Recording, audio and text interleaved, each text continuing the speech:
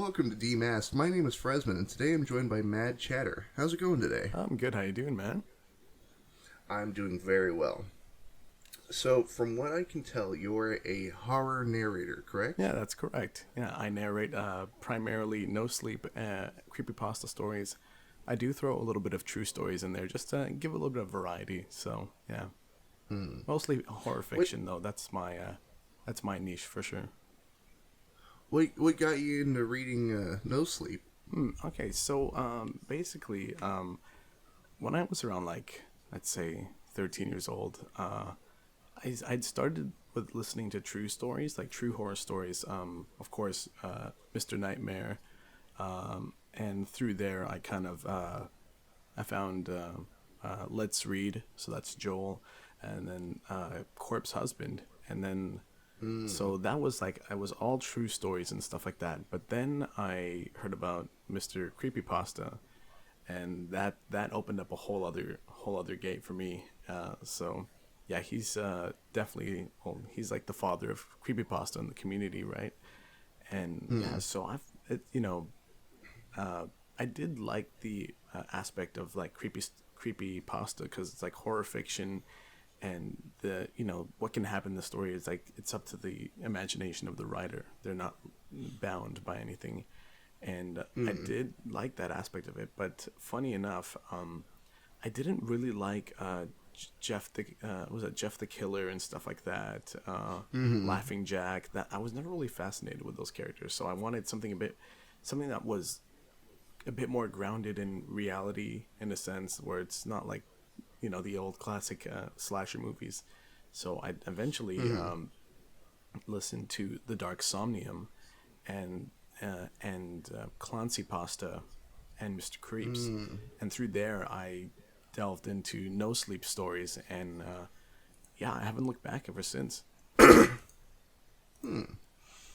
I'm not a narration channel by any means, but I do rarely kind of partake in listening to that. And I'd say my first exposure to that was B-Busta. Oh, I know B-Busta. Hell yeah. I've been trying to interview him, Hey man, just keep trying, man. Just keep sending them letters, man. Hey, maybe if you send it by Raven, maybe, Smoke signals. Yeah. That would be crazy. I'm personally I'm a bit not so much intimidated, but I always get surprised when some bigger channels hit me up and want me to be in their video. That was the part where I was just like, hey, you know what? We're all just ordinary people. This is just something that we love and we're passionate about. And maybe some people look at it as they care about the numbers and stuff like that. But for me, when I jumped into this community, I first started just posting my videos on YouTube. I didn't have a Twitter or didn't do any of the extra social media stuff. And I was like, well, this is extremely lonely. What's going on here? And then a good friend of mine, Tales to Chill, hit me up and he said, hey, you need to make a Twitter because there's a whole other world and community of like-minded creatives that are into this thing. I was like, oh, of course, Twitter, that place where everybody's there's drama left and right. Somebody's trying to cancel somebody every day, and I'm like, it's no. Everybody's yelling at each other. Exactly. It's it's a minefield. But once I opened up my Twitter account, then it just created this. It opened up my horizons, and I've made so many good friends, and I've come across so many amazing people, not just in the horror community, but just on the internet itself and on this platform, on YouTube, and it's pretty cool, man, because that never would have happened if I just decided to just stay in my little bubble and just do my own thing. Yeah.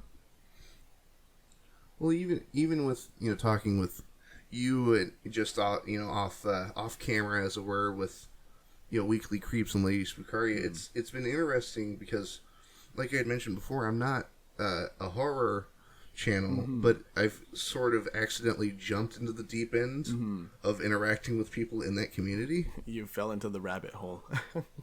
Yeah, and it's been interesting because it's a very what's the term? A lot of other communities, like, your gaming channels or your drama channels, will try to create something from nothing. Like, oh, I heard this person said Like whatever thing gossip, yeah. 10 years ago. Yeah. It's like, what does that matter? It's, oh, but now they're canceled. And, oh, you can't record that game because PewDiePie recorded that same game like 15 years ago. You can't do it. You can't do it. But It's so competitive, right?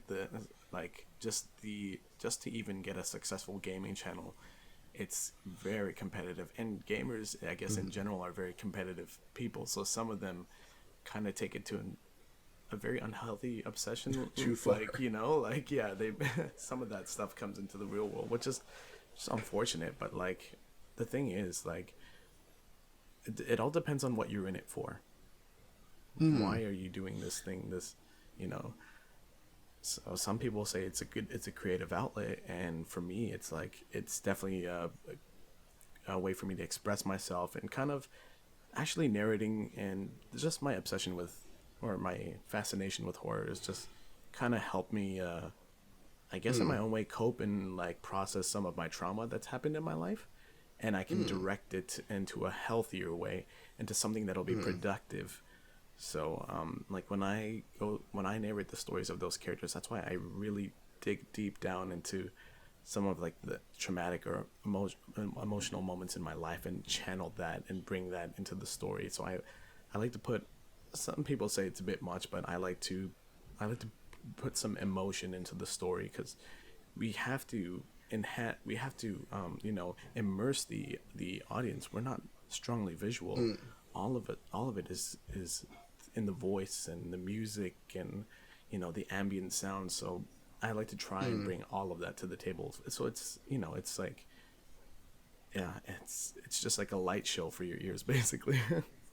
Well, like, a prime example with that would be, have you ever read or heard Tales from the Edge by Harlan Ellison? No, I haven't actually. Oh. So it's he's the author of the story I Have No Mouth and I Must Scream. Oh, and they made that into a click and point adventure game, isn't that in the 90s or the 2000s? If I remember, in the 90s. Fun fact: Harlan Ellison voiced the Allied Master Computer in the game. That's crazy. Oh, I didn't know that, actually. But if you go and listen, I'm not sponsored by Audible, party people, but if you had to pick a book, I'd say Voices from the Edge Volume 4, which has I Have No Mouth and I Must Scream, but it's read by Harlan Ellison. Oh, that's beautiful. I'm gonna definitely have to do that. Yeah. Yeah, and he's like screaming at certain parts. It's terrifying. Wow, that's insane. Yeah. Yeah, it's so crazy. It's like each person in that story, I guess, kind of is going through their own form of purgatory. Oh, and in the original story, it's a lot more, not direct, I would say, but there's not as much metaphor as there is in the game. Okay. No, I'll have to check out the book for sure. That'd be awesome. It's a lot more bleak. I'll give you that. Yeah, for sure. But but yeah, we were talking about the different communities, weren't we? Yeah, but from what I found with when it comes to competitiveness between communities, you're like we had mentioned before, your gaming channels. Oh, you played that game too. You're trying to steal views from me, and all this good stuff. But then whenever I hear, a group of narrators talk to each other, it's like, oh yeah, I'm going to narrate this story, and then another narrator will go, oh yeah, I read that story. You'll really like that one. You should read that one. Yeah, definitely.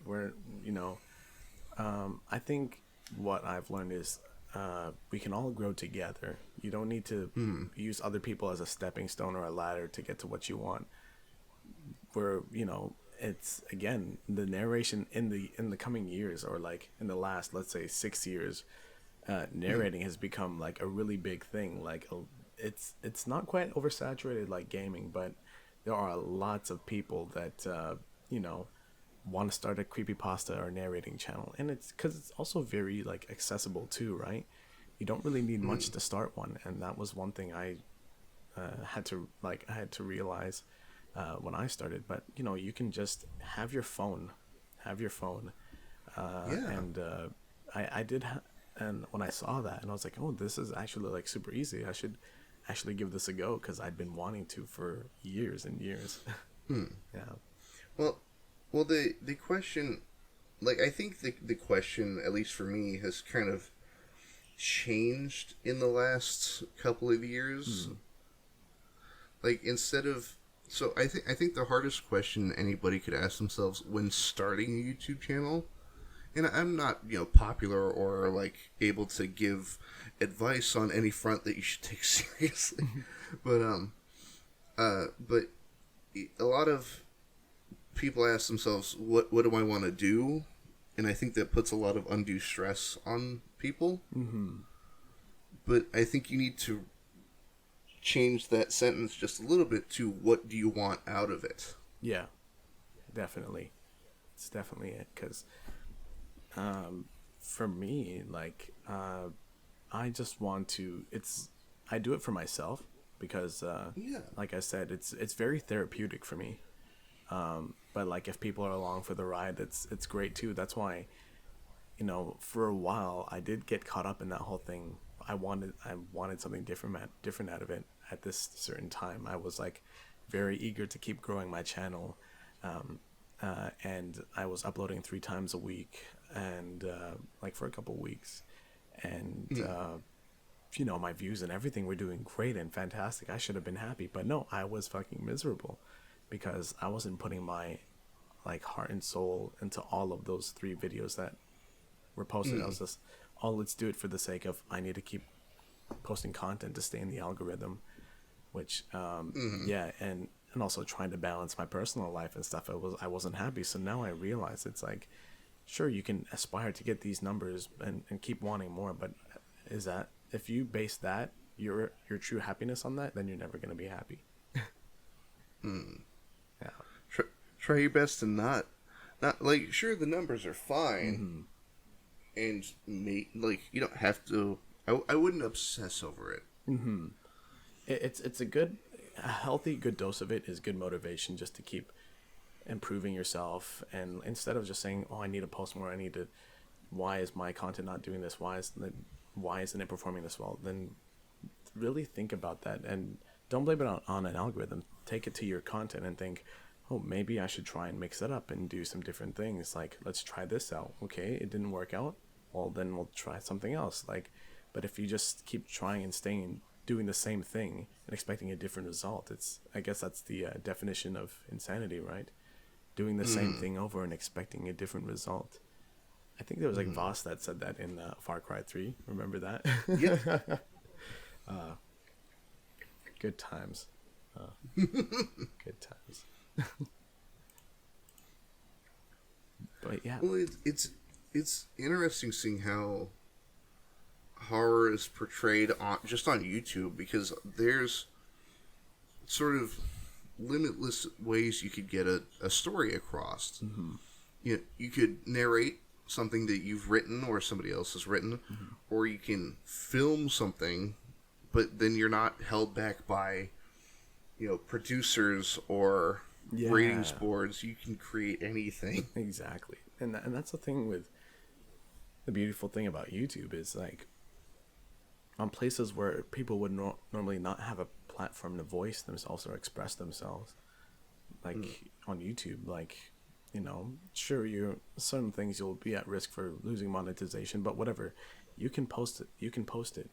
There's so many movies and video games and parts of pop culture and media that get ruined by studio executives and shit, or the corporate side of it, you know?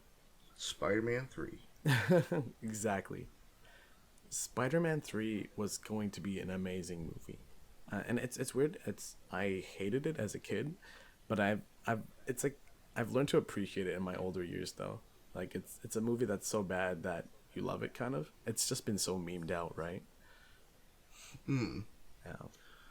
Well, the thing is, it clearly feels like two movies colliding. Mm-hmm.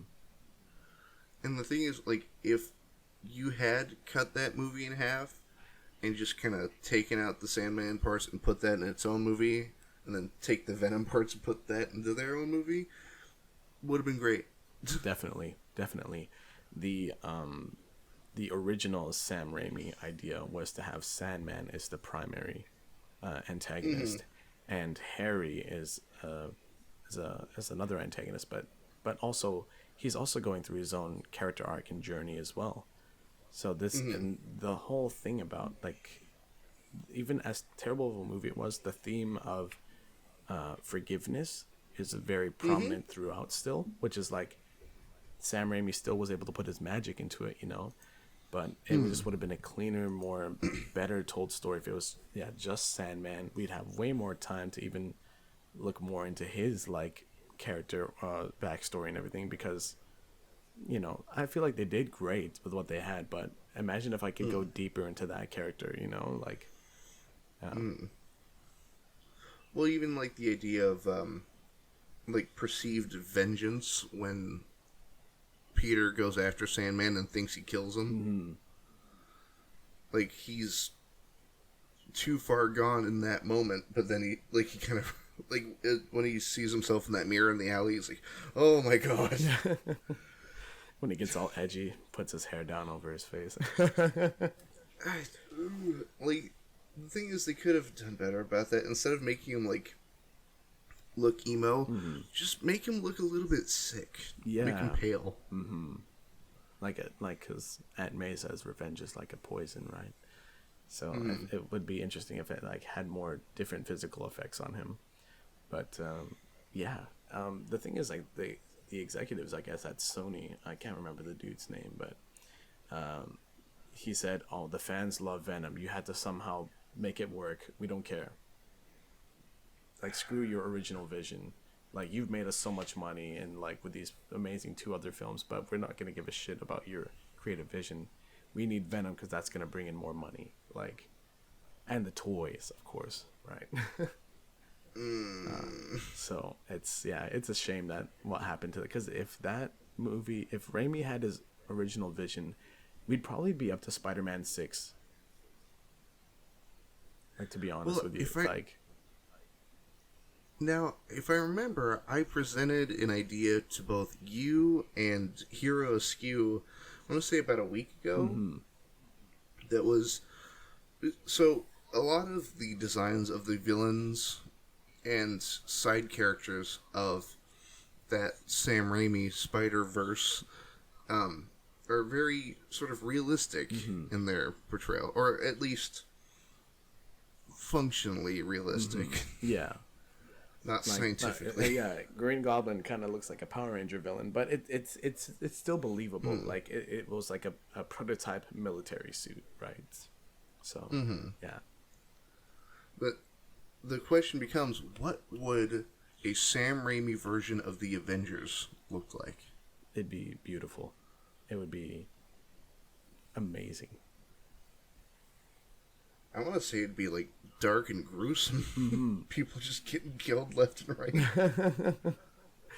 I think because what Sam Raimi did with with his Spider-Man costume, it's so faithful to the comics, but it's so iconic in its own right as well. Because the reason the webbing is actually silver, it wasn't for aesthetic purposes. It was for practical purposes when they were filming the movie. Because what made it easier to see? Yeah, basically, and I think was like anti-aliasing and stuff like that, like the black webs and stuff. It didn't catch properly and shit like that. So they did it for a practical purpose because of the camera and the technology they had at the day. Well, it's interesting seeing, like, even in the comics, how people have redesigned that suit to hell and back. And what was it? Mark Bagley's the Ultimate Spider-Man comic series. Oh, I love Ultimate. There's a moment where he has essentially like the base version of the costume. Like, he has the eyes and the red and blue, but he doesn't have any webbing. And it's so weird looking. Yeah. And he's like looking in the mirror and he's like, I'm gonna put a big spider right here on the center of my chest. Yeah. It reminds me of the old is it the old Spider-Man was in the 90s? Yeah. With the Fox Kids cartoon? Yeah, and basically they the animation team was like always in crunch time, so they couldn't animate all of the webbing on his suit. So once it gets to like his chest area and shit, they're like, nah, screw that. Yeah, wasn't there just like an empty square? Yeah, it was basically empty around there because they didn't want to, because of the animation team was like, oh, we have to pump these every week, and yeah. Or if you go back to the 60s Spider-Man where his colors just invert sometimes. Why is he blue all of a sudden? What happened? Oh, man. And, wow, the Spider-Man, the Japanese Spider-Man show, have you ever seen it? It's like straight up Power Rangers or like Super Sentai, like the emissary from hell, yeah. Spider-Man. Yeah. It's so hilarious. Didn't he have a gun? Yeah, or something like that. And like he had like a little device that like shot out his suit, and he'd like oh, I don't know, man. It's so weird. Apparently he's gonna be in the Spider-Verse sequel. Good. Yeah. I think he needs some time in the sunshine. Mm-hmm. I actually I think it was about a week ago. I was talking with Weekly Creeps about Into the Spider-Verse, and he told me he hadn't watched it, and I was like, "Are you fucking kidding me? Can I swear? No, are you kidding? This isn't a family show. Go for it." like, what rock have you been like sleeping under, and like you haven't watched this movie yet? So we had a Discord movie like watch party, and yeah, he was like amazed by it. He was mesmerized. Hell yeah. Yeah, because that animation style, which is, I think they have a patent on it. Like Sony Pictures Animation has a patent on it, but like it looks so much like a comic book. Like a comic book comes straight to life. It's amazing. Like that movie like changed my life in a lot of ways. Well, if I remember right after that movie came out, there was this interesting rush of fan art, but it wasn't fan art of the characters. It was people making their own Spider-Man. Yep, the Spider-Sonas, yeah. And I completely missed out on it because I'm way too rusty to draw things properly now. Yeah, same. I was in the same boat. I haven't been drawing as much lately, but I'm trying to get back into that. But yeah, I saw that whole craze, and it was amazing because the message of that film is that, you know, like you can wear the mask, anybody can. It's up to you whether you want to do something great, you know. Very, very, very inspiring message. Very inspiring. Yeah. Well, have you read the Spider-Man comics series? No, my friend is big on. I've read a couple of them, but I haven't like caught up to Spider-Man 2 because I know like Taskmaster's in it and shit. Yeah. Well, there's a scene that like it's fine that it didn't end up in the movie, but I would have loved it because they don't follow the comic whatsoever. Yeah, they're not doing like Spider-Geddon or anything like that. It's doing its own thing, I guess. But there's a moment that they didn't make it clear in the comics that like Miles could use web shooters. And so there's a moment where him and Peter are fighting because Earth 616 Peter Parker doesn't know what the hell's going on. And he throws Miles off of a building and he stops for a second and goes, "Oh God, I don't know if that kid can swing." Yeah. He's like, "I hope I didn't just kill him." Yeah. Yeah, it's great though. That's great. Well, even like all the background detail, that like the amount of detail packed into almost every frame in that movie is maddening. You could pause a frame, and it looks like a page from a comic book. I loved the depth of field effect that they did, where things and they created their own, like, it's all CG, but they created their own like type of, like, I guess it's like traditional 2D animation motion blur and stuff like that. They added that in, and it really like gives it that nice punch to it, you know. And with the depth of field effect, they have basically it almost looks like if you shoot with like a rangefinder camera, like when you're trying to focus on an image, there's two versions of that image. One's red and one's blue, and you have to make sure they line up before. And that when it lines up, it's in focus. But when it's not, they're kind of like spaced out or kind of close enough. But you know, and it's that similar effect that they did to depth of field. Yeah, in Into the Spider-Verse, and it's amazing. It's so good. What was have you heard about the frames per second thing for Miles? Yes. Because that's such a smart way to do that. and it's like it shows, like, it tells a story of his growth and him slowly becoming a better Spider-Man. Because like his frames are a bit more choppy and aren't as fluid as the rest of them. He's literally moving at half the frame rate of every other character. The symbolism, there's so much of it. There's like the scene where he goes into the spider cave for the first time, and he looks up at Spider-Man's suit, and his head isn't quite lined up with the mask of Spider-Man. But when he goes for the second time and comes back as Spider-Man and makes his own suit, he looks at that reflection, and his face perfectly lines up with it because he's ready to face his destiny, basically. I would have loved if like the camera pulled back and he's standing on like a chair just to get a couple more inches to match up. And the next scene after that is like when he jumps off of the skyscraper, and they reverse the shot. They put it upside down, and so instead of falling, he's rising, and that was another. Oh, and that was specifically written in the script. Like, it's beautiful. Yeah.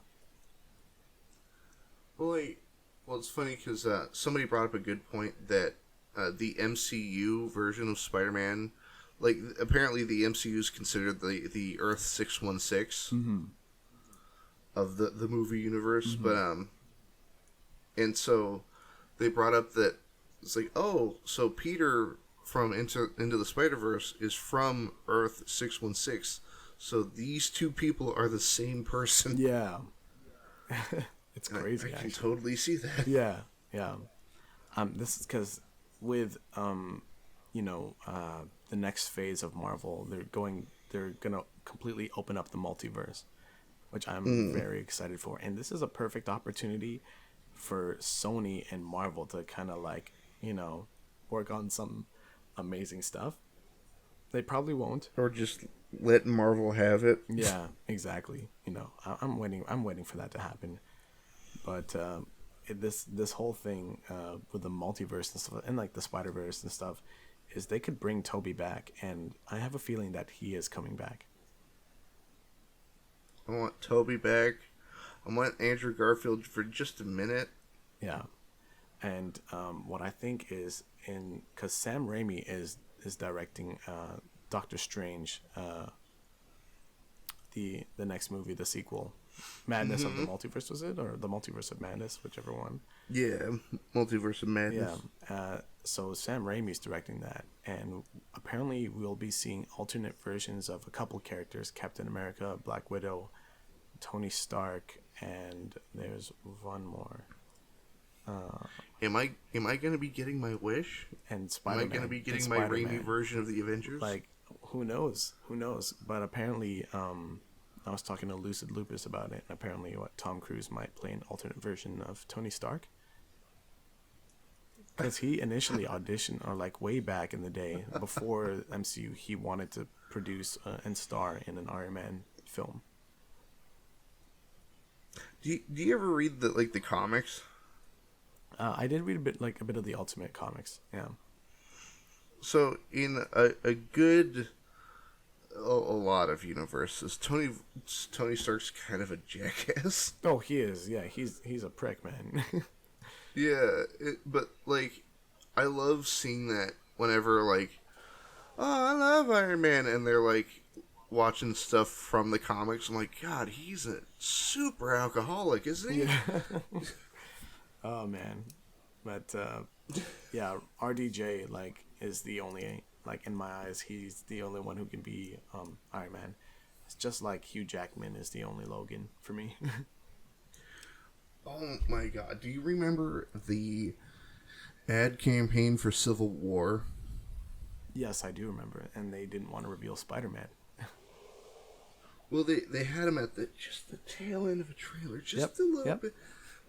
But then they're like, "Are you on Team Cap or Team Iron Man?" And then you get to the end of the movie, it's like, "Oh shit, both sides are wrong." Yeah. It's like, why even have that argument if there's no full like, I'm right, you know? Yeah. I don't know. Civil War was it was an alright movie, like, but it wasn't my biggest thing, to be honest with you. It wasn't one of my favorite ones.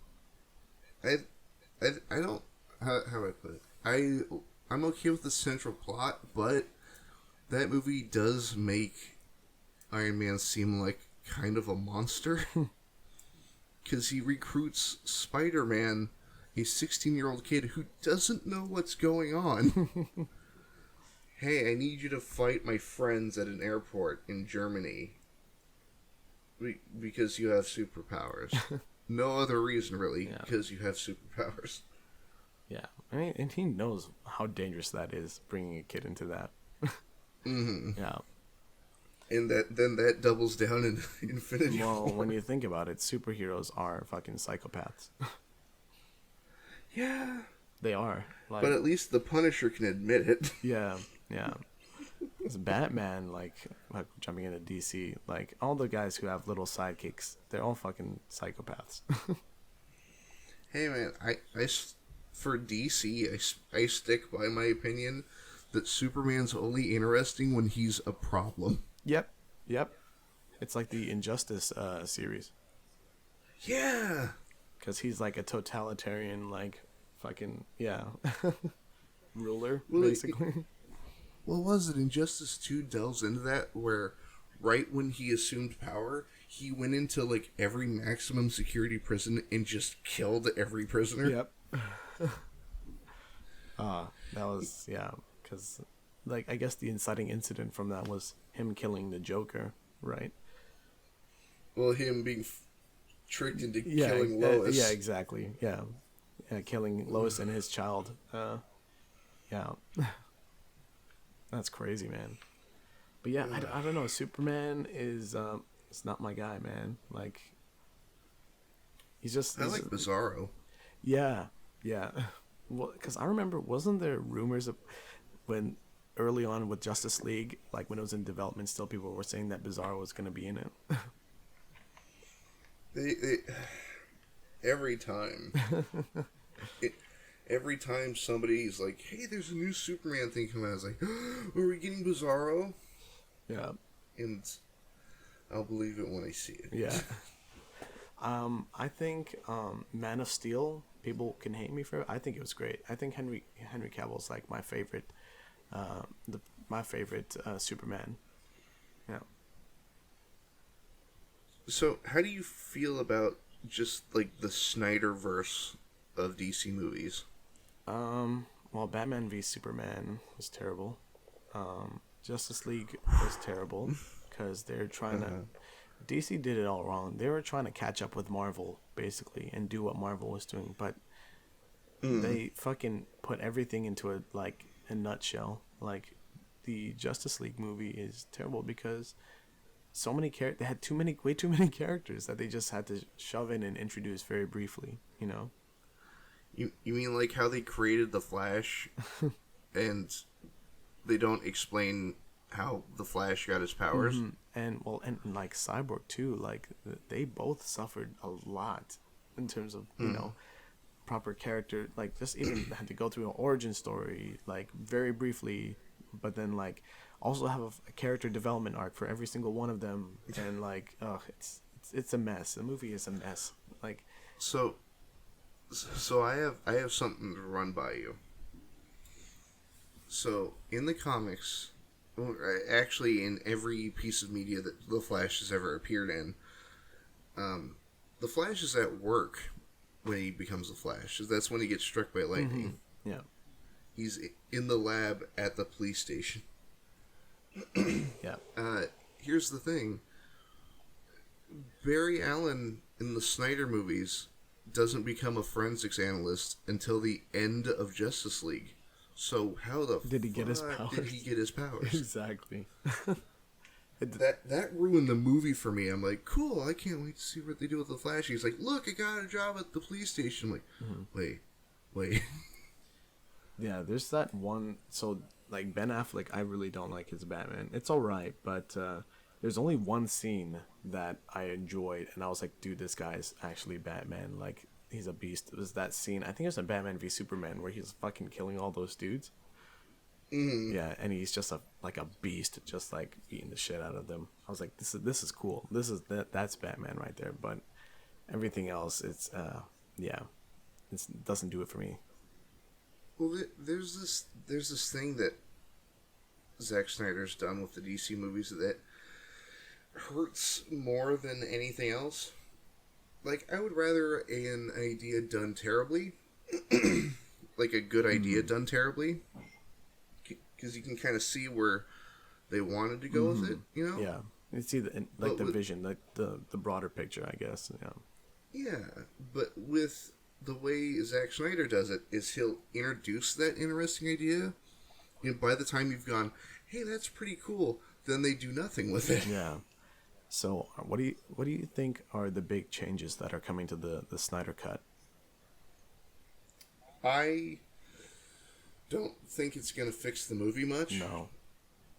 There's just going to be more semi-exposition scenes or more scenes that, I don't know. If they can explain how Barry gets his powers, that'd be cool.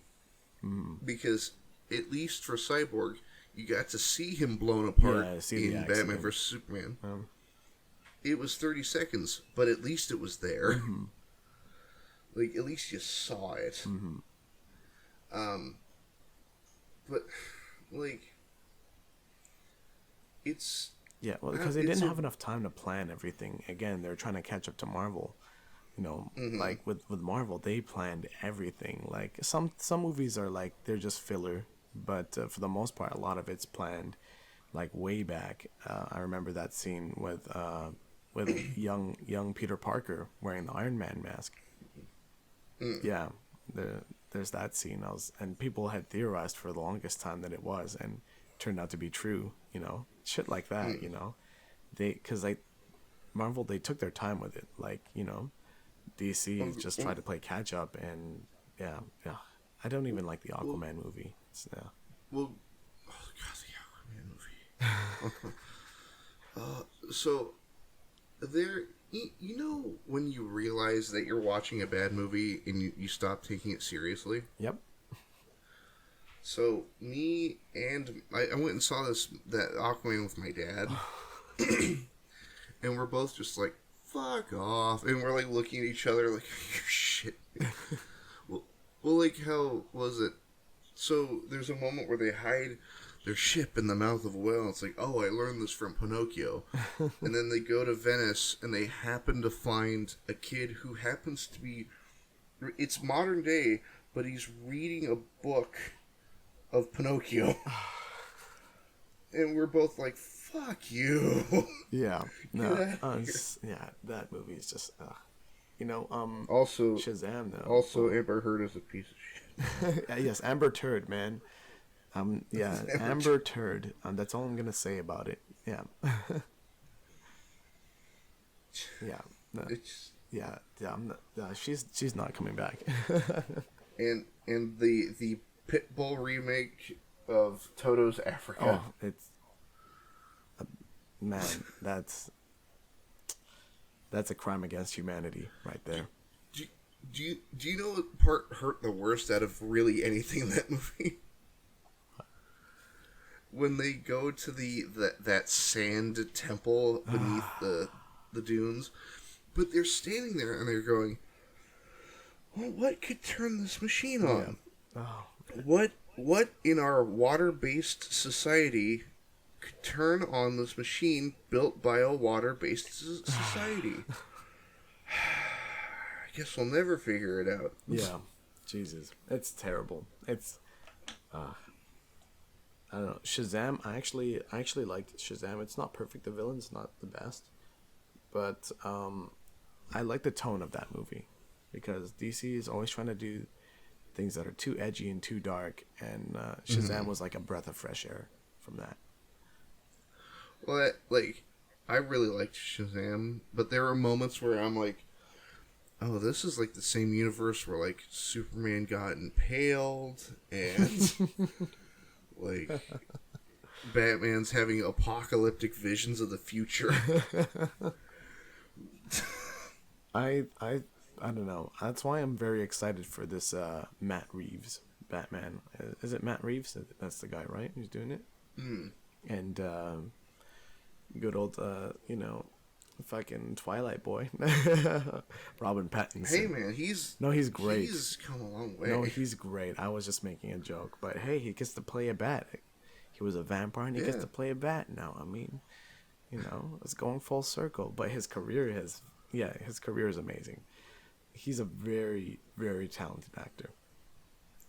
Well, like, I think at least in the eyes of like the general audience, Twilight kind of put Robert Pattinson in a weird place. Because whenever you saw him, it's like, oh my god, it's Edward Cullen. but then I recently watched The Lighthouse with him and Willem Dafoe. Yeah. And like, when it comes in any movie, if a actor can like freak out and do it well. Like, lose their shit, and like that could sell me. That can completely turn me around on an actor. And when he annihilates that seagull, oh man, fuck. I'm like, oh fuck. If this for this because they have great chemistry. For things to go full circle, I would want Willem Dafoe to play Joker. You're lying. You're fond of me, lobster. Yeah, I think he would make for a great Joker. That's just in my opinion, though. Now, speaking of Joker, what did you think of the Joaquin Phoenix Joker? Fantastic. It's amazing. But I love it for what it is. It's a standalone film, and it's in its own universe. So it's not... it's telling a different story. It's the director's pure vision, their take on it, and I applaud DC for doing more of that.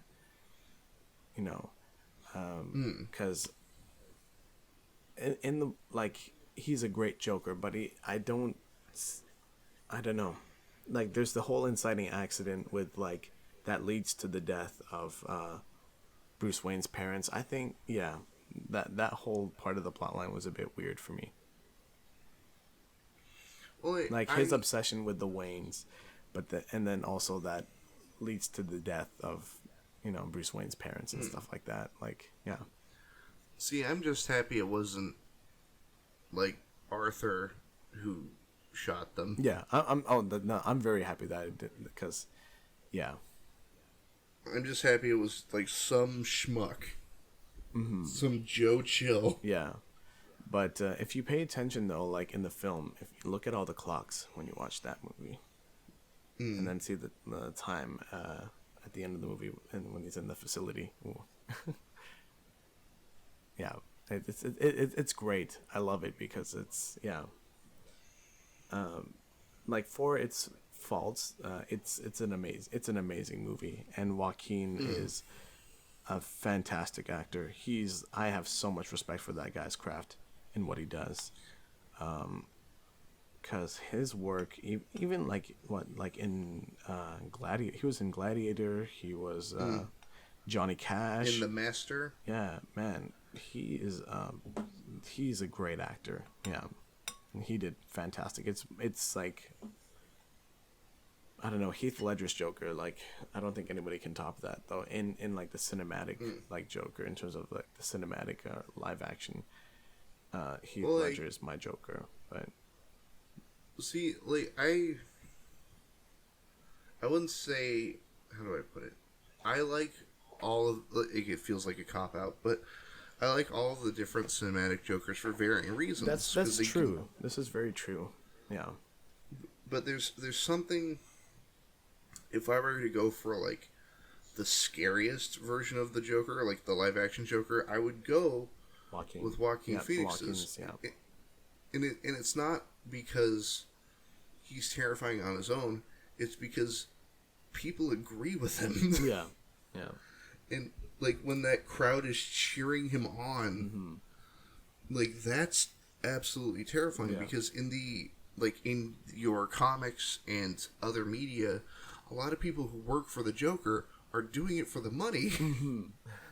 Oh, I'll just work for the Joker, he pays good. But then you have the Joaquin Phoenix one where people are helping him out of the cop car and putting him on the hood and like cheering him on. Yeah, he's almost like like a symbol of their revolution, kind of like he's like a god in their eyes. It's kind of similar to another series. Well, I guess have you dabbled in the world of anime? I have. Okay, so if you watch Death Note. Yes. Kira? Yes, so Kira is pretty much also becomes a symbol of that true justice, to right the wrongs that we've endured from society. So Kira is like a mass murderer, fucking psychopath that people agree. Killing criminals and stuff like that, or even some who haven't been convicted yet, like just going on this crazy rampage. Like, but in some ways it's like I can't argue with the guy, but at the same time it's really fucked up. Like, I don't know, I can't, but like when you see the story from his perspective, it's like it's really interesting. And like he kind of gets this cult, basically. Like this cult grows out of what the mark that he made on the world and stuff like that. It almost reminded me of that. Well, it's this weird thing of like I read it first before I watched the show, but there's a moment that I think me and Ryuk shared, where it was just like, Light's like, I'm gonna create a new world by just killing every criminal, and me and Ryuk both went like, Jesus! Yeah. Whoa! Like, dude, what the fuck, man? That was fast! Oh my god! And then, the jackpot. This is gonna be interesting. Well, what I find hilarious in sort of a bizarre, ironic twist is that you have all these followers of Kira, and they're like, oh, the New World Order of Kira, but none of them know the truth, and that Kira's a fucking teenager. Yeah. Like, and he's not infallible. He's some jackass in high school. Yeah, there's nobody up in the sky doing this. Somebody that is walking among you, like a class, like top of his grade student is doing this shit, like a teenager. Yeah. But also a totally fallible human. Yeah. Like, but you're like, oh my god, the Lord of Death, Kira, and it's like, dude, he's messed up so many times. If I hated the Netflix adaptation of Death Note. Oh yeah.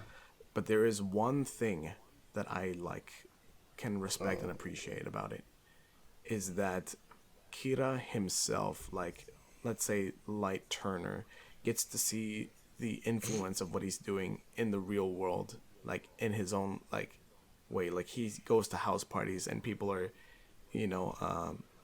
putting up, lighting up candles for Kira and stuff like that, and it builds into his ego and stuff like that. And that other scene where it's a fucking terrible movie, but just hear me out. Remember when Elle went on a foot chase? Yeah, when Elle was chasing him, and he's like, there's that cook in the kitchen that like smacked L's head, and he's like, "You're Kira," and he's like, "Yes, I am," and like he's like, "Go," like because that means he's among the people, like and he gets to see the like his followers like do things for him in his See, I want a version of that scene where that falls flat. You're Kira, and he's like, "Yeah," and it's like, no. That's stupid. You're in high school. Fuck you. Yeah, that would be hilarious. But yeah, that the only good thing about that is not really a good thing, but I liked that aspect of the story. I liked the best thing is Willem Dafoe as Ryuk. They probably spent half of their budget just hiring him. Like that couldn't have been better casting. He's perfect. That he was made for that role. Well, the thing is, there's one really good joke that, like, I've seen some people reference, and it's when, like, Light gets the Death Note, and he's kind of nervous about it. He's like, "Well, I don't even have a pen," and it suddenly cuts to Ryu. Click. Yeah. I like that scene when he's and the fucking when he's like screaming because of the poltergeist shit happening in the class is so hilarious.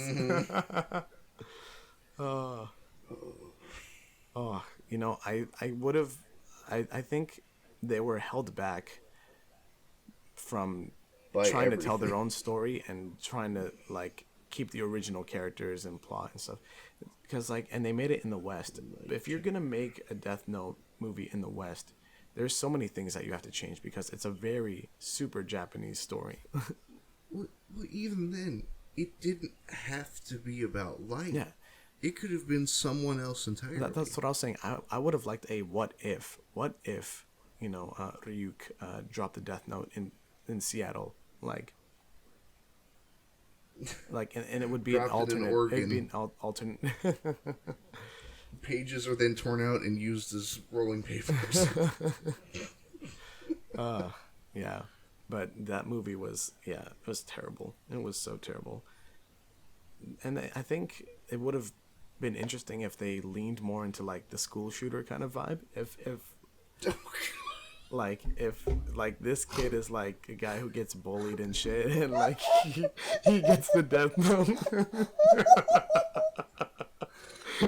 Oh my god! Oh, I have this image in my head of like, how dare Brad bully me? And he's like writing Brad's name, but then you see, but then you see like that shitty S that every high schooler. Yeah, the infinite one, the infinite.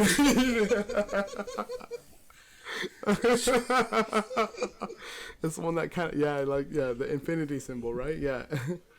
Every kid in school would scribble that everywhere. Why is your high school bully's name written in here? Well, he pushed me. Starts wearing a trench coat. Yeah. Oh man, I'm gonna post my manifesto online. Oh my god, no. Oh fuck, that's some like Elliot Rodgers shit right there. Oh, damn. I'm sorry. Like, maybe I went too far on that. That's fine, because that gave me the funniest image I've ever had.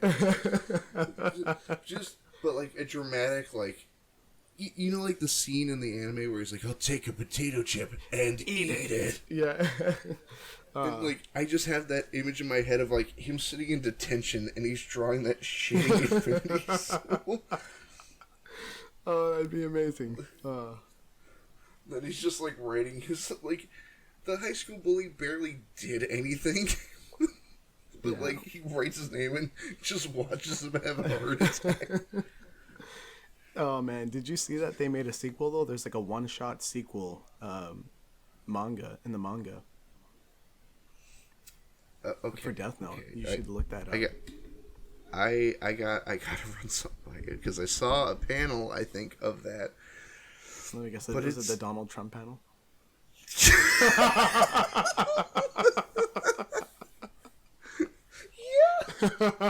that's real. It is real. Oh god. Yeah, Donald Trump wants to buy the Death Note in that. Yeah. He's like auctioning it off to the highest bidder. So different companies want it's their weapon, right? It'll be like this will be a powerful weapon of war, and we'd be the top country in the world, like basically. Oh. Yeah. So yeah, Donald Trump wanted to buy the Death Note. Oh my god. That's a. It's gonna be huge. Oh. Oh man. It's I am Kira. But yeah, that was damn. You know, and this is why I love this, cause like this doesn't even feel like an interview. We're just talking about shit that we love, you know. Hey man, I'm learning more about you by the second. Yeah, this is great. Oh. But yeah, I'd say that all the Jokers, we were talking about the Jokers, and they all are great for their own things. Except for the SoundCloud rapper one. Yeah. Is that Jared Leto, was it? Yeah. Yeah. Oh, that one was terrible. But like you said, each one is amazing in their own right.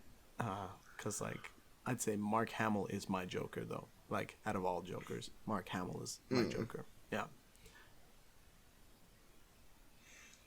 I like also like, weirdly enough, like, you ever have a design of a character that you don't like at first, but then it slowly kind of grows on you? Yeah, I do. Like I kind of had that with like the MCU Spider-Man. Like I didn't really like the suit at 1st. And then as like time wore on and you get to see it in action, I'm like, okay, yeah, all right, I like it. No. Like that's how I was with Joaquin Phoenix's Joker. With like the face paint. I'm like, I don't know how I feel about it because I only saw like the teasers for it and all that. But then once you see him like on stage at the Franklin Murphy show, it's just like, oh, this is, it's amazing. He's still terrifying. Out of like all the like Jokers, I would be the most terrified to come across in my life. It would be him. well, there it'd be was Joaquin. It'd be Joaquin Phoenix, I think. Actually, yeah.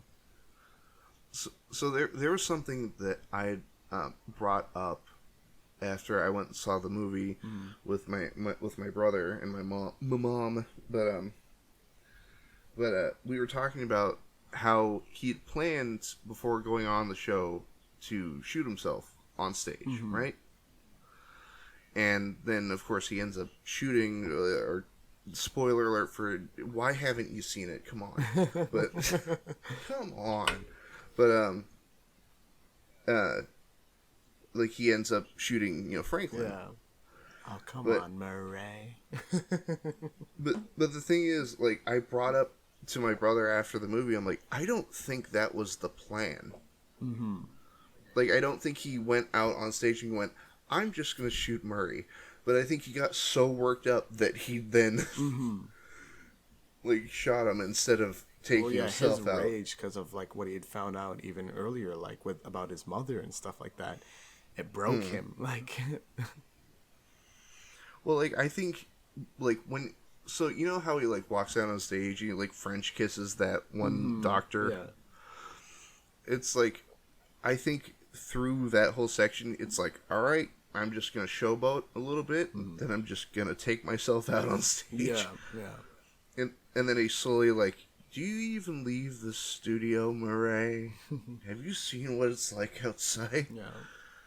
It's so, like, you know when the drum starts getting hit and it gets louder and louder? I think that's when that was decided. Yeah. Oh, man. It's a good movie, though. It's really good. A man's dead and you're laughing. You're laughing. I know. I love... Have you seen the memes of Murray Franklin? Oh, I have not. I've seen a couple of them. I've seen, like, the... somebody did it with a goofy voice and stuff like that. The Joker dialogue with a goofy voice. It's hilarious. Well, it's like... It's Murray sitting behind the desk, but they like photoshopped like a different outfit on him, and they like put him into video games. There's one where he's like a Black Mesa scientist. He's like, it's the resonance cascade, and you're laughing. You're laughing. That's amazing. Oh man, isn't there like another meme going about with Boogie or whatever right now? So I've barely heard anything on that. I've stayed away from that stuff since forever. All I heard was argument broke out, gun possibly involved, and then I'm like, cool. Who had the gun? Boogie did. And then. Yeah, then I saw a photo of, like, Boogie with a revolver. Yeah. I'm like, Jesus fuck Christ. And people are memeing it out, putting him on, like, Call of Duty maps and stuff. Damn it, he's stealing my idea from years ago. Because I wanted to make a video game boss that it's just like a really poorly rendered 2D sprite of a guy with a pistol. But... like, he's always a 2D sprite, even in a 3D game. Yeah. And he's like a nigh impossible boss, and he kills you in one shot. Like, the door just slides open, and there's a 2D sprite standing there staring at you. They should do that as an anti-piracy measure. That'd be hilarious. Because there are some games that have anti-piracy measures where there's, like, an unbeatable boss that shows up on the map and just kills you instantly. What was that one? Serious Sam 3 had one where it was like a tiny scorpion that is invincible. Yeah. That's the one. Didn't Crisis also had something like that too? Oh man, that's hilarious. And in the Witcher games, I think it was Witcher 3. If you pirated the game, all of the sex scenes, so with like Geralt and whoever, Yennefer or whoever it is, the female character's model will be replaced by a wrinkly old lady. The problem is, I now want to see that. Because that would be so freaking funny to see. Oh. Look it up. It's real. It's too real. It's so I can't unsee it. That's hilarious. But yeah. Quick question. Do you follow Cheap Ass Gamer on Twitter? I don't, but I will have to. So what they do is they just find video game deals, and that's what their posts are. It's like, hey, you can get this game for $5 on Steam. It's actually, I've picked up a couple of those. Oh, really? Yeah, I got, was it a Blood Fresh Supply, which is the HD re-release of the game Blood. Oh, nice. And I got it for $1. Hell yeah. I got Sleeping Dogs for like $3 when it was... Nice. Yeah. But I also got I just got No Man's Sky, actually, for the first time. Yeah. So, what I've been doing on and off is... have you ever played Duke Nukem Forever?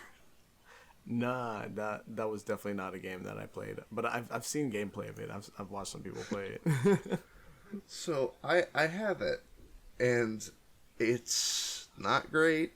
It's not great. It's like that's all, just really. like Johnny Bravo in an action game. But Johnny Bravo's cool. He is cool. He's the best. Oh. But like it's but so Duke Nukem Forever goes on sale a lot. Of course, like a lot. Didn't that go in? Wasn't that in like development hell for like I don't know how many years? 12 years. Yeah, and I can't believe they actually bothered to release it. And the worst part is, they make a joke about how long it took. Oh, that's a spit in the face right there. They're like, is that new game good, Duke? He's like, well, after 12 fucking years, it should be. Just like, oh, God. Really? Really? That's so pretentious. Oh. It's, well, like, I don't fault the people who worked on it. I fault Randy Pitchford. Randall Pitchford. But yeah, speaking of games that didn't make it, or games that were in development hell, was well, I remember the PT demo. That was a great game that I wish was made, because Death Stranding is not my thing. I really wanted a PT game. I wanted a new Silent Hill game. See, so the question I had posed earlier about creating a YouTube channel, like, what do you want to do versus what do you want out of it, that sort of thing. That's what I went into Death Stranding with. Oh. I'm like, I want something strange but interesting. But then when you talk to other people, and it's like, oh, it's just a walking simulator. I'm like, but there's so much context that you're just not seeing. And like, have you played any of the Metal Gear games? I played, what was that? It used to be called Revengeance, but the one with Raiden, what is that one called? Oh, it's still called Revengeance. Metal Gear Rising Revengeance. Yeah, Metal Gear Rising Revengeance. Actually, that was a fun game. It was a fun game, but like OG ones, I watched my brother play them because I was a very little kid back then. Well, there's a way that Kojima directs his, like, the way that characters are written, where it's a weird character with a weird name, and it's like unexplained for a minute, and then they actually kind of give a really good reason why they're called that. Like, there are characters in later games called, like, Screaming Octopus. And you're like, what the hell? Or no, Laughing Octopus, Screaming Mantis. Oh man! And you're like, why is it? Or somebody like, named Quiet, like, yeah. Wow, wow, wow. And they actually explain why she's called Quiet, but people are like, she's in a bikini. Like, but that's not what you're supposed to be paying attention to, you fucker. And they explain why she's wearing it, but no, that's not good enough for you. But yeah, like, he has a very interesting way of writing characters.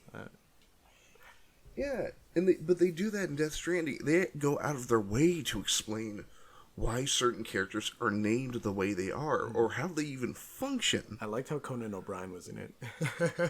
Yeah, and Jeff Keighley. Oh, so good. And then the fucking otter suit that you get. Try on this sexy otter hood. You'll look amazing. Hey, man, that thing's actually super useful. Oh, is it? No. Well, here's the thing. When you're walking down, like, or through a river, you can get swept away by the current. Ah, yes. You can actually just swim right through it. Yeah, but if you're wearing the otter hood, when you fall, instead of just falling under the water, you flip onto your back like an otter and float down the river. It's so much, like, it's so helpful, and I haven't unequipped it yet. Really? Oh, that's insane. It helps so much. I think it's an interesting game, but I would have wanted to see Norman Reedus in the Silent Hill story. Still, I'm still really choked about that. But it does bring something very interesting to the table, and the sense of connectedness, and how people can work on highways together and stuff like that. It's a pretty cool idea. Well, like, it's a small thing, but I love it, where you show up with whatever packages you've found or have been sent to deliver, and the people there aren't like, thank goodness you brought my shit. They're just happy to see you. Yeah. Like, shit, man, you made it. Nice. Yeah. And then you give them their stuff, like, great, dude. Hey, thank you. Yeah. Nice. Like, that makes all the difference for me. Yeah. Yeah. And like you said, it's what you want out of it, right? So. Yeah. Yeah. I want to walk through large portions of the United States with a baby strapped to my chest. What's the problem? I'll have to give it a shot. Because I know they have the PC port. Is a PC port okay, or? I don't know. I haven't picked it up. I got it on PS4 when it came out. Ah, yes, nice. But I actually fully intend on getting on PC too. I am totally open to playing it again. Yeah, nice. But, like, the only thing I can ask of you is just pay attention. Because everybody else is like, why is there a baby strapped to your chest? That's dumb. Why is a baby? It's like, but they tell you why. Yeah, it's interesting. There's this one YouTuber called Ragnaroks. Ragnaroks covers a lot of themes of horror in video games and pop culture, but mostly video games. And he did a theory, like a video theory about like Homo ludens and stuff like that. And like the theme of Death Stranding, and in a lot of ways he was like pretty on point with it. Really well researched video. Yeah.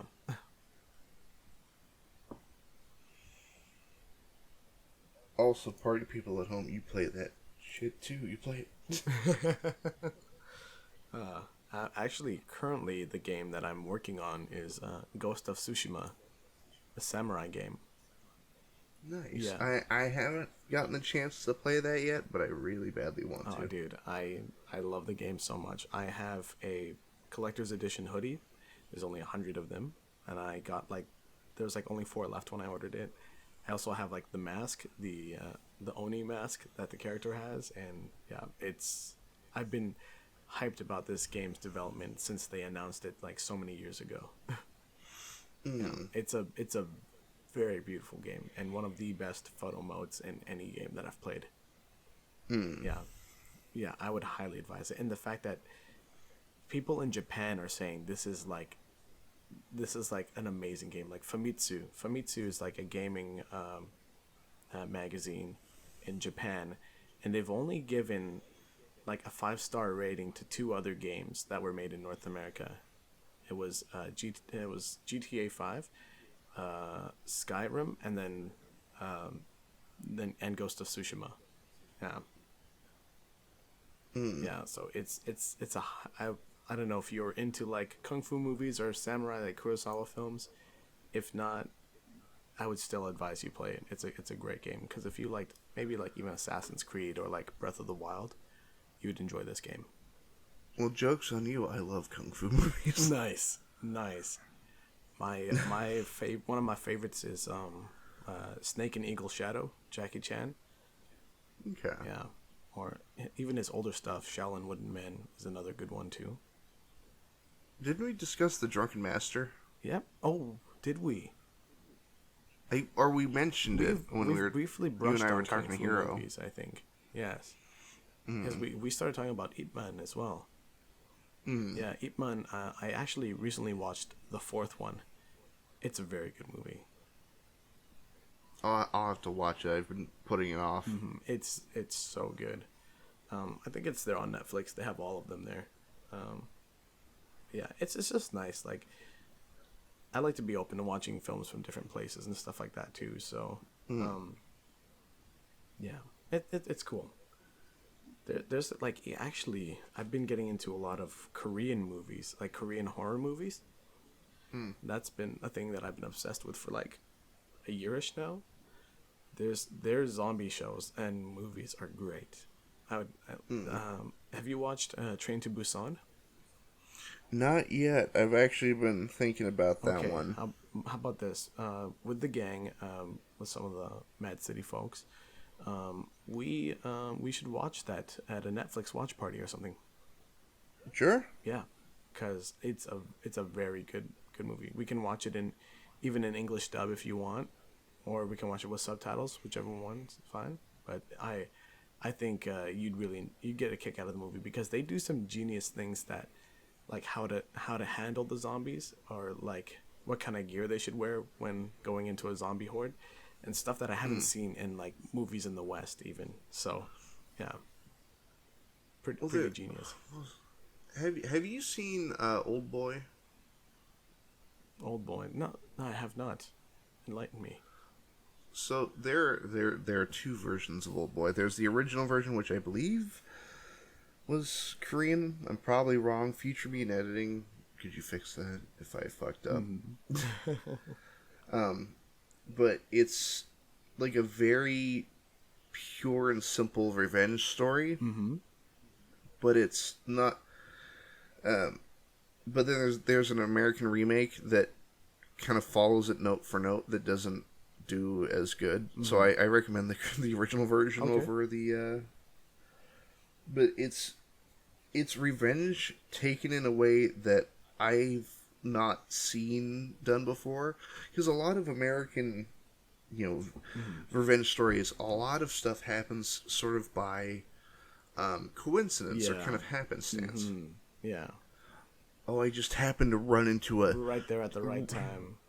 Yeah, happened to find a henchman that works for the guy. Basically, The Last of Us 2. Oh wait, okay. Very terrible revenge story.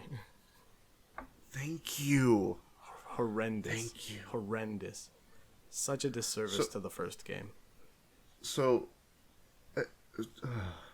okay. Did you hear about like, we're gonna just a side tangent for a second, but do you recall there was a.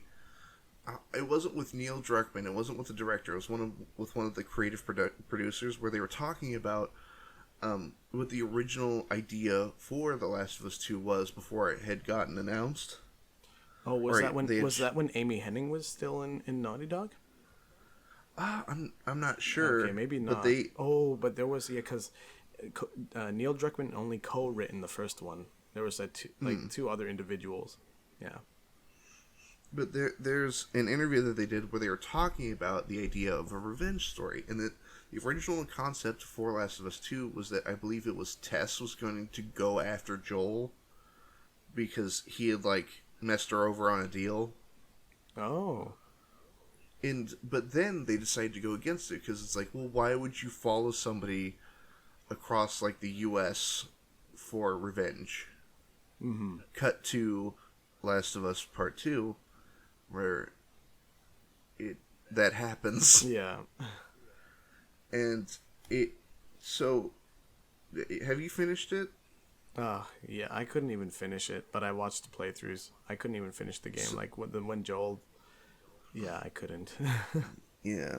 So, spoiler alert for all those listening at home. There's a moment where Ellie, Dina, and the baby essentially get off scot-free. Yeah, it's like a dream sequence almost, like when they're on the farm. Well, no. In terms of what could have happened, Ellie just getting her ass kicked and then left alone, and Dina getting shot in the head. Grazed. Or grazed. Oh, was it who got shot? Was it Tommy that got shot in the head? Yeah, Tommy got shot in the face and lived. Then what's his name? It's not. I think it is Glenn, the dad of the baby. Which the writing structure of that game is so infuriating because you can see everything coming from a mile away. Because the minute Dina was like, "Ooh, I don't feel too good," oh, but it's just because we saw a dead body. I'm like, "You're probably pregnant, aren't you?" Yeah. Just somehow. But I said that as a joke. I'm like, that somehow, some way you're pregnant, even though you've been hanging out with strictly another female for the last several months. Yeah. And then it's like, oh no, you're pregnant. And it's like, I fucking called it. It wasn't Glenn, it was Jesse, right? Was that his name? I think it was Jesse. Yeah. The Asian dude with the slight southern accent. Yeah. The minute he shows up and says the phrase, "I'm just here to help," I'm like, you're already dead. It's over. It's like, and what really pissed me off was that scene where he's like, "You think I'd let you do this on your own?" And in the trailer, it's Joel, but then they fucking made it Jesse in the game. Amoy wamo shinderu. You're already dead. Omae wa mou shinderu. Nani? But so the thing is, that game would have had a great ending if. So there's a moment where Dina makes a fucking amazing point, where Ellie has learned the last known location of, can't remember her name, Abby. There we go. But she goes, I don't want to go on a revenge mission. I'm done. And I'm like, that's great. Good. Stay home. You got away scot-free. Yeah. She doesn't know where you are. Fucking stay there. Yeah. And then cut to later that night, and she's like, I'm getting ready to go on a revenge mission. Yeah. And, and Tommy, and then the whole thing, Tommy doing a 180 as well. Well, like, Tommy, I can kind of understand, like, oh, she fucking shot me. Yeah. Like, I can kind of see that, but when it's Ellie, and she's like, I have a family, and I'm done. I don't need to. But then Ellie, like, hypes herself up. Like, Tommy's not even there anymore, and she's like, Yeah, I'm gonna she go on did this it because she revenge couldn't mission. stop thinking about Joel's death, but then at the end of the game, she thinks about Joel and doesn't kill Abby. And that's just... Oh, for what? For nothing. For nothing. Yeah. And I get it. It's a so tragic story. Not everybody gets what they want. Apparently, Abby can get away with revenge and murder, and like she gets to have her ending where she rides off into the sunset. But Ellie, like, who lost everything, and like, like, and she, like, okay, she realizes that but revenge is bad all of a sudden, and then but then she loses like her fingers, and then she has no way to remember Joel, because when she'd miss him, she'd play guitar. But like, it's so fucked up. I don't know, they ruined my favorite character. Well, that, and there's the good, like, 5-6 hour stretch of you having to play as Abby. They did not tell the story in chronological order either. It jumped around way too much. If they told a more linear story, then it'd be a better game. But because the story is so terrible, if they played it in a linear way, you'd realize how stupid of a game it is. And so, have you played the most recent God of War game? Boy. Read it, boy. Boy. I have nothing left to hide. Like, you do. You lying sack of shit. But, so, Abby falls into what I like to call the Kratos problem. Where, like, the new God of War game makes, or attempts to make, Kratos look sympathetic. Look, he's trying to raise his son. Ooh, he feels bad. But then, like, I will have that moment of, like, God, I do feel bad for him. And then I stop. I'm like, he wiped out Greece. He caused an apocalypse. Opened up Pandora's box. Yeah, he caused an apocalypse beyond measure, and then he just left. Fucking yeeted all the Titans and shit. Yeah, and like, but then it's like, oh no, feel sad for this character. I'm like, I don't, because he fucked everybody over. He killed millions of innocent people on top of the gods. And that's the problem I have with Abby, where it's like, you're a piece of shit, Abby. And it's like this moment of like, feel bad for Abby. I'm like, I don't. She killed Joel. Yeah, I tried to make Abby die so many times. Like, I jumped off of the cliff in the ice in the mission at the beginning, or like when they're in the snow. I fell off the skyscraper. Well, the thing that irks me, I had a debate with somebody about this recently, that Joel had what was coming to him. That's what their argument was, and I could kind of agree. I'm not upset that Joel died. It's how he died.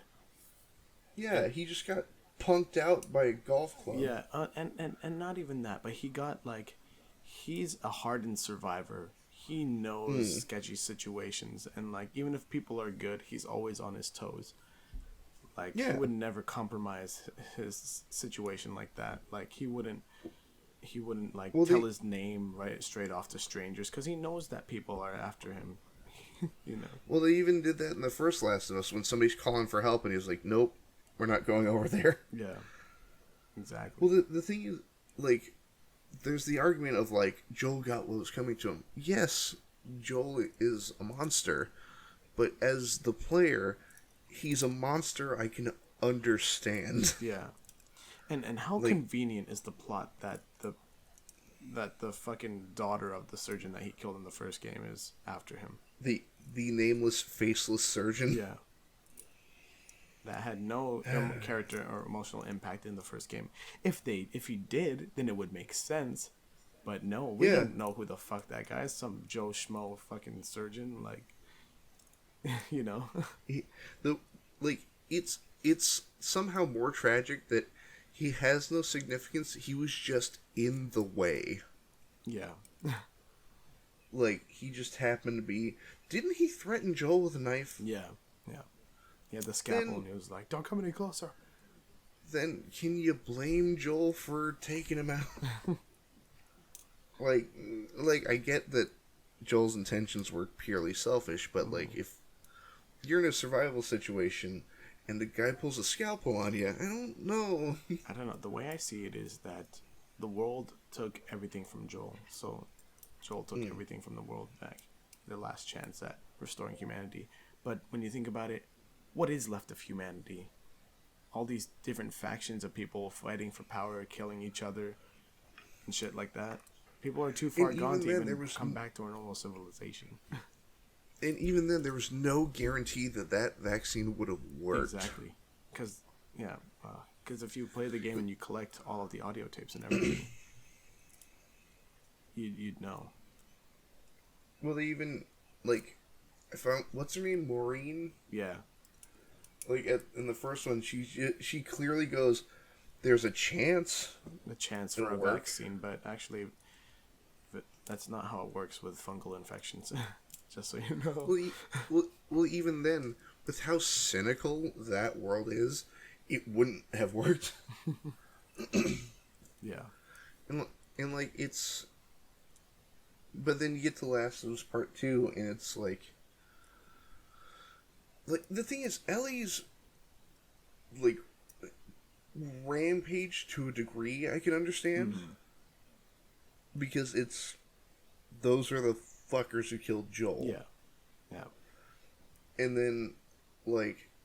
But the thing is, when it switches to Abby's perspective, and it tries to make her and her little gang of people seem sympathetic, it's like, no, you guys killed Joel. Yeah. I don't fucking care. Yeah. Like, it's like if you were playing Doom, and midway through, you just played a chapter as, like, an imp. and then the game's like, oh, Doom guy's such a villain. Oh my goodness. Jesus, yeah. It's like, no, I want to play Doom guy. Yeah. Plus, we're evil. Yeah. I wanted a game where I just played as Ellie, and maybe a bit of Joel. But I would want her to be the main character. There's actually a YouTube channel. I should send you a link. Who plays the baby? There's a YouTube channel called The Closer Look, and he's taken apart terrible story writing and different movies and stuff like that, or video games, and he addresses the faults and the holes of the plot and the story, and then at the end of the video essay, he makes his own version of that story. So he did his own version of The Last of Us 2, and it's actually pretty cool. It's really good. He also did his own version of the Star Wars sequel trilogy, and that one is also fantastic too.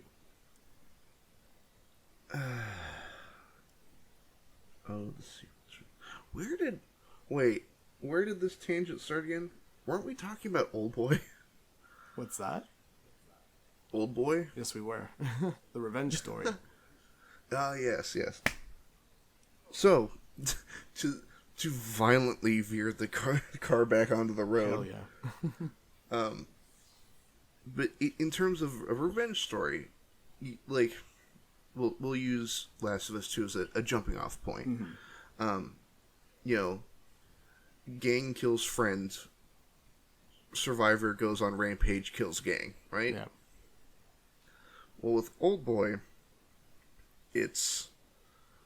I've been wronged, my life has been ruined, to the point where I've almost lost my mind, and then he like, I'll give an example that doesn't spoil anything, but it's a weird way of finding a location. Okay. So the characters put in one place for, I believe it was 10 years. Mm-hmm. He's held in a room for 10 years. Mm-hmm. And he's fed the same thing every day. Every day. Mm-hmm. And it's dumplings from a Chinese restaurant. And he has them for so long that he's learned what those taste like. Those specific ones from that specific restaurant. Mm-hmm. So when he's like, I gotta fucking find these guys, he goes to Chinese restaurants and starts ordering dumplings. Yo. And he's like, no, these don't taste the same. And he goes to the next one, and then he finally, like, these are the ones. Yo, that's insane, actually. That's fucking genius. Yeah. And, like, it's this bizarre look into, like, what isolation can do to somebody. Because that whole time he's in that room, he doesn't see another person. Yeah. For 10 years. He heightens all of his senses to every single detail. Yeah. Gets to know everything intimately within that very confined space. Yeah. And by the time he gets out, and he up and steals a cigarette out of somebody's mouth, it's treated like it's a weird euphoric sensation. Yeah. Like, he gets knocked on his ass, and he's just like, oh. Wow. Okay, you'll have to send that to me, because I definitely want to check that out. Yeah, I hope it's streaming somewhere, but if not, I'll find my ways. I can go sailing again. yo, a pirate's life for me. It looks like it's on Voodoo. Okay. I don't know if you use Voodoo. I have no idea, but I'll find it one way or another. Yeah, and it also has one of my favorite fight scenes in any movie. Mm-hmm. And it's good. It's real good. It's one take. Okay. Yeah, I'll definitely watch it. Definitely. But yeah, I think with that we are approaching the hour 30-odd minute. I think so. But with that, I think we will call this to a close with our long-winded talks about horror, YouTube, revenge, and the Joker. Thank you so much for having me. It was a blast. It's been quite a joyride, if I must say. Yeah. I will leave a link to your channel in the description of this video. Party people, please check him out. Do you have a video that you would like linked in the description? I would, let's see. You know what? I think there's a good variety of everything. I've also started streaming recently, and I just reached 1,000 subscribers, which I'm stoked for. So I'm trying to take the channel to the next level. I'm going to be doing a lot more live streams, and every week I have a new series called Chill at the Chatterbox, where I'll have guests and we just chill, hang out, soft interview, and we just vibe out. So I'd love to have you on sometime, and the roles can be reversed. Sure thing. But yeah, if there is one video that I would recommend you check out, it's let's see. I'm trying to find the name of it, because all of these fucking videos, all these stories have very long ass names. Let's see. I've been living under a fake name, and I'm finally ready to explain why. That's the title of that. It's a no sleep story that I narrated, and I put a lot of sound design into that one, and in the performances and everything. It's like a movie for your ears, not just an audiobook, full on audio drama. So I'd highly advise you check that out. I will put that in the end placard of this video. Hell yeah, one of those info cards. Yeah, so it's nice and easy to find. You just have to click the link. Yeah, sweet, man. Please go check out Mad Channel Party people. Thank you so much, man. And I hope to see all of you next time. Have a wonderful day. All right, take it easy. Bye for now, and remember, when all goes wrong in the night and everything's the matter, you'll be sure to hear of it from the Mad Chatter.